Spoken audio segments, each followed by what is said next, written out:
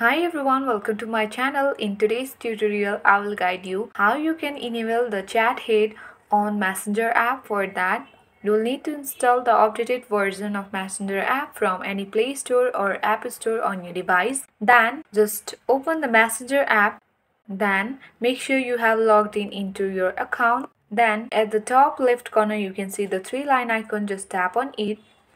Then you can see the setting icon. Just tap on it on the top right corner. Scroll down until and unless you don't see the chat head option. Here you can see the green icon here written chat heads option. You can just tap on it and turn on the chat heads on the Messenger app.